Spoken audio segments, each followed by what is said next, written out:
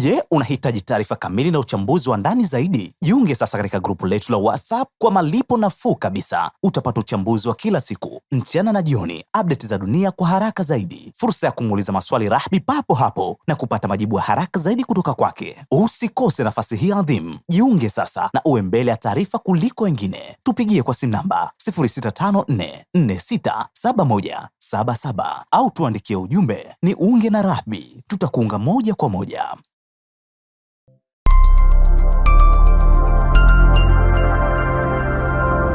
Rahby Digital 10 ya mwezi wa kwanza. Kwa hiyo unaweza pia ukanisikiliza kupitia huko. Sasa tafsiri ya kuwa tunakwenda kuanza kuwaachia wafungwa wa kisiasa, haya ni mabadiliko ya kisera hutokea katika tawala. Unajua tawala nyingi duniani nimeziona kuwa kiongozi wa nchi ndio mwelekeo wa nchi. Yani sera, yani naweza kusema kwa katiba za nchi duniani zimewapa mamlaka makubwa viongozi kuwa na mwelekeo. Ndio maana hata Marekani yenyewe ukitazama, tulikuwa na Joe Biden ambaye swala la uhamiaji haikuwa shida kwake, kuiweka Marekani sijui kwenye shirika la afya duniani, kuiweka. Juzi Trump amesaini Marekani kujitoa kwenye mashirika karibu 60 ya zaidi ya 30 ya Umoja wa Mataifa ambao alikuwa akichangia kiwango kikubwa. Yani lengo ni kuiua Umoja wa Mataifa na kutengeneza kitu kimoja chenye nguvu, Amerika. Yani wanarudisha utawala wa kibabe tena kutoka katika mfumo rasmi ambao umekuwepo duniani, wanarudisha mfumo mwingine tofauti kabisa. Hilo wamekuwa kilifanya hivyo. Sasa maraisi hupewa mwelekeo, dira. Yani unaweza ukawa na utashi wako, mimi kitu fulani sikipendi, kwa sababu ni raisi na maamuzi yanakwenda vile kwa sababu ni raisi. Nimeiona kote. Tumemwona Trump awamu yake ya kwanza, kuna mambo aliyafanya. Alivyokuja Joe Biden akageuza, akaja mambo. Yani utashi wa raisi anataka nini na kile anachokitaka kinakuwa sera. Ndio maana leo tunaona kuwa kuna Venezuela, halikuwepo wakati wa Biden. Tunaona kuna Greenland inazungumzwa, kuna swala la Irani limeshupaliwa, kuna swala sijui la kila sehemu. Tumeona kwa Marekani amekuwa na hizo ni sera ambazo zinabebwa na kiongozi wa nchi. Mfano hata sisi hapa ndani ya nchi tulivyokuwa na serikali ya awamu ya 5 wakati wa Rais Magufuli, kuna sera zilikuwa ni za Magufuli, ikiwemo ile ya watoto wa kike waliojifungua kutokurudi shule, ikiwemo wakati ule tulikuwa tuna swala la COVID, ikawa serikali haikubali masuala ya chanjo. Lakini pia hata siasa ilikuwa hairuhusiwi kujadiliwa, na ilikuwa ni kazi na vitu kama hivyo. Lakini alivyokuja kubadilisha ikaja awamu ya 6 ya Mama Samia, kuna vitu vilibadilika.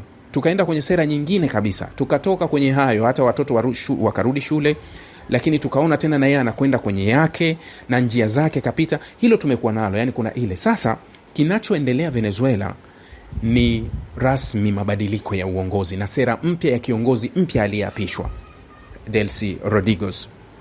Bila shaka wanafahamu kuwa kuendelea kumbishia Marekani ni hatari zaidi, kwa sababu Marekani akiamua kuwa tukose wote, tunaweza tukakosa wote. Tunaivuruga kabisa usalama wa nchi, tunauvuruga moja kwa moja, kwa sababu Marekani yeye anataka, wao wanataka, hamna chaguo. Yani hamna kusema kuna mmoja anasema kuwa mimi naweza nikakipata kile ninachokitaka hivi sasa nikiamua. Marekani anaweza kuamua kwenda kubadili utawala, akaingia akawavuruga, akawaua, akafanya nini, akashindwa kuchukua chochote, akashindwa kwa sababu nchi inakuwa imevurugika. Lakini Marekani, kama kile nilichokiongea mara nyingi, kuwa Marekani wanaona kuwa wanaweza wakaifikia kila wanachokitaka ndani ya Venezuela kwa wakati huo huo wanaotaka, kwa kutumia serikali ile ile ambayo inaweza ikabadilisha sera. Nilisema juzi wakati Trump anahojiwa kuhusu kutolewa wafungwa wa kisiasa, akasema hapana, sisi hatujazungumza, tulizungumza kuhusu mafuta. Inawezekana wakati huo huo sasa ndio serikali ya Marekani ikakumbuka kuwa hivi kumbe tuna agenda ya demokrasia, uhuru wa watu, wafungwa wa kisiasa, na wakapiga na simu pale Venezuela, oya, ili swala bana, hebu fanyeni, waachieni hapo, ile onekane kuwa sisi tunafanya kazi kivingine. Kwa sababu kuna maigizo ambayo Trump ameyafanya ya kumkamata Maduro na kumfikisha mahakamani ili isije kuonekana kama ni utekaji. Yani kuna wakati nimekuwa nikijaribu kuzungumza sana na rafiki zangu wana sheria, waniambie sheria ipi, vigezo vipi vimetumika kumtoa rais madarakani katika nchi huru, unamleta kwenye nchi yako na unamfungulia mashtaka katika nchi yako kwa sheria za mahakama yako, na kile kitendo hakukifanya kwako. Si unaelewa? Mfano nitakwambia. Mahakama ya ICC ambayo ni mahakama ina wanachama kama 125 ya ICC. Kuna nchi ambazo sio wanachama wa ICC. Mfano wenyewe Marekani, Urusi, China, sijui Israeli si wanachama wa ICC. Hawa kwa sababu si wanachama, yani nchi hazijasaini mkataba wa Rome, huwezi kuishtaki Israeli kwa matukio iliyoyafanya ndani ya Israeli. Yani huwezi kupeleka mashtaka kwa sababu Israeli haitambui ile mahakama.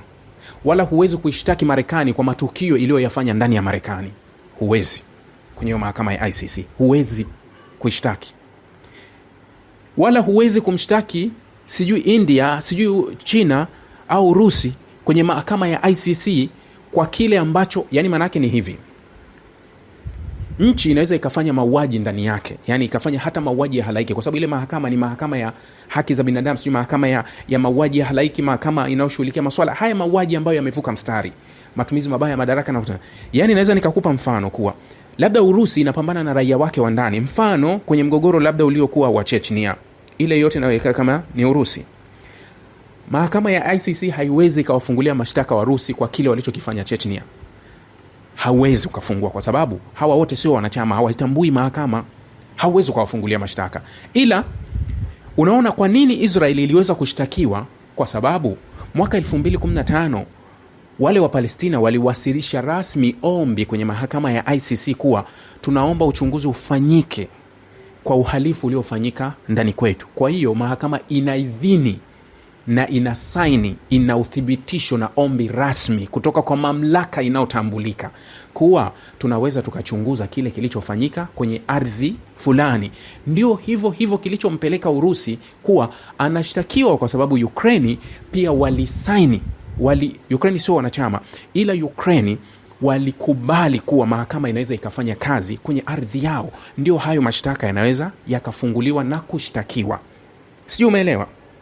Ukirudi kuitazama mahakama ya ICJ ambayo nimewahi kuambia, kuna vifungu nchi zina sign na vifungu iligoma. Mfano Israeli iligoma baadhi ya vifungu. Ndio maana nakwambia hakuna nchi ya Kiarabu au nchi ambayo haitambui Israeli inaweza ikaifungulia mashtaka Israeli kwenye mahakama ya ICJ. Hauwezi kufungua mashtaka. Kwa sheria ziko hivi. Sasa nimekuwa nikijaribu kuzungumza na rafiki zangu mbalimbali, wanasheria wowote, wanisaidie kuwa mashtaka ya Maduro ndani ya Marekani yanatumia sheria ipi na kifungu kipi na uhalali upi wa kumfungulia mashtaka. Kwa sababu kama Maduro alikuwa anashtakiwa, basi Maduro alipaswa ashtakiwe ndani ya mahakama ya Venezuela, na mamlaka za Venezuela ikiwemo mwendesha mashtaka mkuu ndio amtie hatiani kuwa ndani ya nchi umefanya hiki na hiki, sisi tunakufungulia mashtaka na tunakushtaki hili kwa hivi na hivi na hivi, ndani ya Venezuela, sio ndani ya Amerika.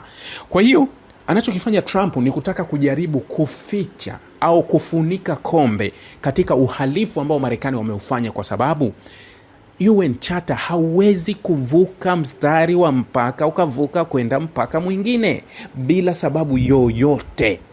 Ni lazima urudishe kwenye baraza la usalama, jamani fulani kanichokoza, na wao wafanye kweli huyu kachokozwa, huyu tunafanya nini, wanapeleka onyo, wanafanya hivi. Ikibidi kwenda kulipizia kisasi, wenyewe watasema yes, inabidi sasa kwa kile kilichokiukwa huko ndani ya nchi, inabidi tufanye utaratibu huu na huu kwa ajili tuingie tufanye hili na hili tulimalize ndani ya nchi. Ndiyo utaratibu uliopo. Sasa Maduro anashtakiwa yeye na mke wake katika mahakama za Marekani. I don't know kwa sheria gani ambayo anashtakiwa na atafungwa kwa sheria gani, mimi sielewi. Sasa ninaposema kuwa serikali huwa zinabadilisha mwelekeo, tayari serikali iliyopo Venezuela ni kama imesha salimu amri kwa Donald Trump na Marekani. Ndio maana niliwaambia juzi wameachia mafuta, hapo wameachia mafuta, lakini tayari wameanza kuachia wafungwa wa kisiasa. Haya ni mabadiliko ya sera, kutoka sera ya Maduro ya kuwashikilia, hii ni sera ya kuachia. Maana yake kuwa Marekani anacheza midundo yake huku anacheza midundo ya mbali ya wengine, kwa sababu wenzake baada ya kumuondoa Maduro, Marekani akaanza mafuta, makampuni mafuta. Wale wenzake wa Ulaya wakamuuliza, wewe unachanganya, unaharibu huu mchezo, tunatakiwa tuucheze kimya kimya ili wengine wasijue. Tunaucheza kimya kimya, kama ulivyo ugomvi wa Marekani na washirika wake kule Ukraine. Nimekuwa nikiwaambia Ugomvi pekee wa Marekani na Ukraine, Marekani na washirika wa Ulaya kwa Ukraine ni urithi wa Ukraine. Hakuna kingine kinachowagombanisha. Kile kinachowekwa kwenye meza kuwa kama usalama wa Ulaya huko hatarini, ni sababu tu. Kwa sababu shamba la bibi Ukraine, Marekani anataka achukue urithi peke yake bila wenzake kuchukua, hali ya kuwa wakati wanapanda walipanda wote. Ndio ugomvi uliopo. Ulaya waliweka hela, Marekani kaweka hela, wakitegemea kuwa baada ya huu mzozo kumalizika, Ukraine ni moja ya nchi ambayo ina rasilimali nyingi katika nchi za Ulaya. Wana uhaba mno wa kila kitu, hawana. Yani nchi za Ulaya hazina rasilimali, hazina dhahabu, hazina almasi, hazina madini.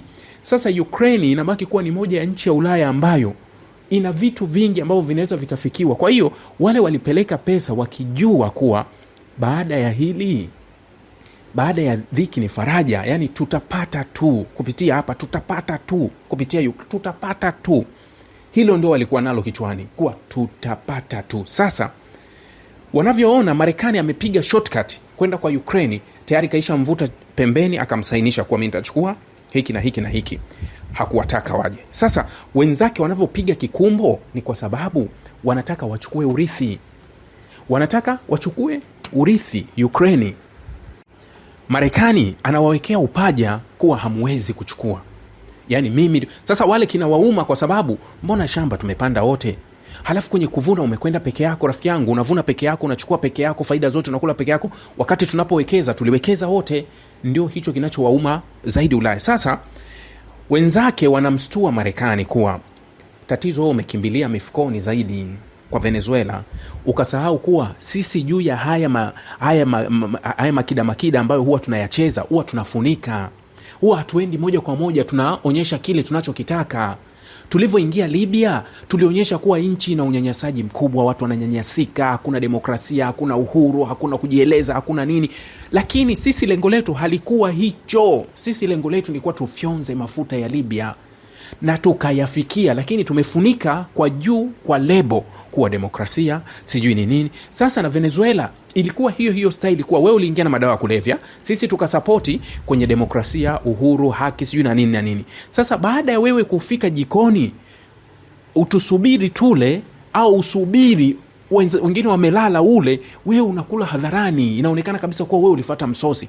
Ndio hicho Ulaya sasa wana mstua Marekani. Oya, haya matobo ziba demokrasia, uhuru na vitu vingine sijui ndio hiki ambacho kinachofanyika hivi sasa. Sasa hili ninalowaambia ni kuwa ni rasmi kuwa Marekani atashirikiana na serikali ya Delcy Rodriguez.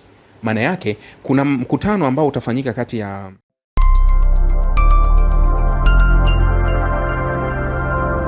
Rahby Digital, haki na ukweli.